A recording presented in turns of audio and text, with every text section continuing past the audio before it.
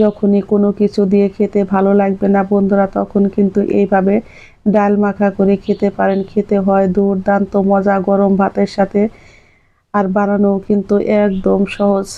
এখানে কিন্তু আমি বেশ কিছুটা পরিমাণে ডাল নিয়েছি, বেঁচে যাওয়া ডালটাকে কিন্তু এখন আমি কড়াইতে বেশ ভালো করে জলটাকে শুকিয়ে নেব। আর এই জলটাকে বেশ ভালো করে শুকিয়ে নিলে কিন্তু দেখতেই পারবেন এটা দিয়ে আমি কি তৈরি করব। আর খেতেও হয় কিন্তু গরম ভাতের সাথে দারুণ মজার। যারা খেয়েছেন তারা তো জানেনই, আর যারা কখনো খাননি তারা একবার হলেও খেয়ে দেখবেন। হ্যালো বন্ধুরা, সুলতা কুকিং রেসিপির পক্ষ থেকে সকলকে জানাই স্বাগত।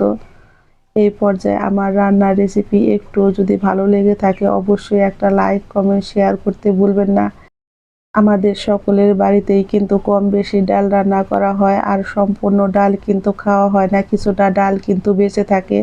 আর বেঁচে যাওয়া ডাল দিয়েই কিন্তু আজকে আমি দুর্দান্ত মজার রেসিপি নিয়ে হাজির হয়েছি। বানানো কিন্তু একদম সহজ। আমি ডালটাকে কিন্তু বেশ ভালো করে চুলার আঁচটাকে বাড়িয়ে এইভাবে একদম শুকনো করে নেব, যাতে এর মধ্যে কোনো জল না থাকে।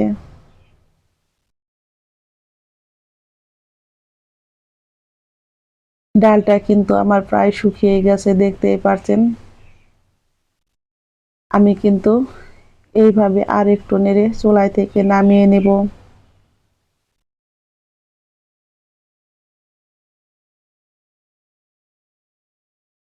এখানে রয়েছে কিন্তু আমার কালার ডাল, আর ডালটাকে কিন্তু আমি আবারও কড়াইতে অল্প পরিমাণে একটু তেল দিয়ে খুব ভালো করে শুকিয়ে নেব। আর এর মধ্যে দিয়ে দেব আমি কেটে ধুয়ে রাখা মিষ্টি আলুর পাতা। আর মিষ্টি আলুর পাতা দিয়ে এই ডাল শুকনোটা কিন্তু খেতে হয় বন্ধুরা দুর্দান্ত মজার। যারা শাক খেতে পছন্দ করেন না বন্ধুরা, তারাও কিন্তু অনেক মজা করে খাবে, এতটাই পরিমাণে মজার হয়। আর এই রেসিপি থাকলে কিন্তু বন্ধুরা মাছ মাংস খাওয়ার কথা ভুলে যাবেন, এতটাই মজার হয়। আমি কিন্তু শাকটা দিয়ে এখন চুলার আঁচটাকে মিডিয়াম করে রেখেছি, যাতে আমার শাকটাও সিদ্ধ হয় আর ডালটাও শুকিয়ে যায়।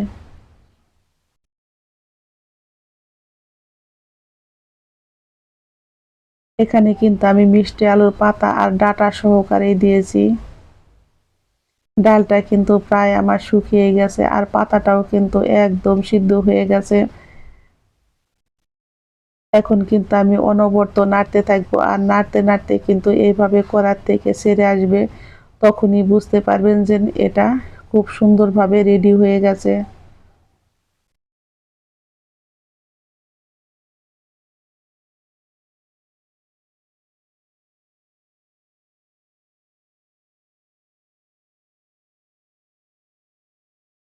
আমি এখন কড়ার থেকে নামিয়ে নিব।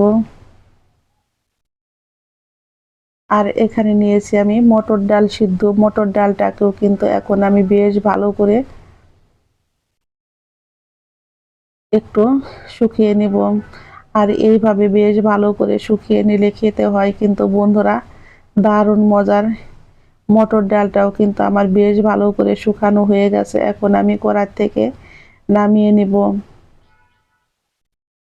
এই কড়াইতেই দিয়ে দিব আমি এখন তেল আর শুকনা মরিচ আর তেলটা দিয়ে কিন্তু বেশ ভালো করে আমি ভেজে নিব। এখানে নিয়েছি আমি বেশ কিছুটা পরিমাণে পেঁয়াজ কুচি আর শুকনা মরিচ দিয়ে কিন্তু এইভাবে পেঁয়াজ আর লবণ দিয়ে খুব ভালো করে আমি মেখে নিব। যারা কখনো এইভাবে ডাল মাখা খাননি বন্ধুরা একবার হলেও খেয়ে দেখবেন, একবার খেলে আপনারা বারবার তৈরি করে খেতে চাইবেন আমার মতো, এতটাই পরিমাণে মজার হয়। আমি লবণ আর শুকনো মরিচ দিয়ে পেস্টটাকে কিন্তু বেশ ভালো করে মেখে নিয়েছি। এখন এর মধ্যে দিয়ে দেব খুবই অল্প পরিমাণে একটু তেল।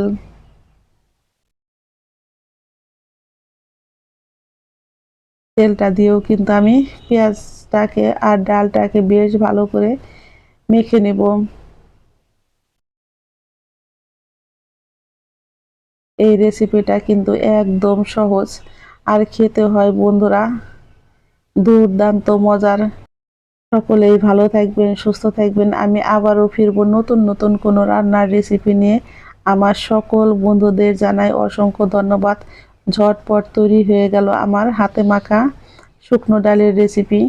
কার কেমন লেগেছে অবশ্যই কমেন্ট বক্সে জানাবেন। সকলকে জানাই অসংখ্য ধন্যবাদ।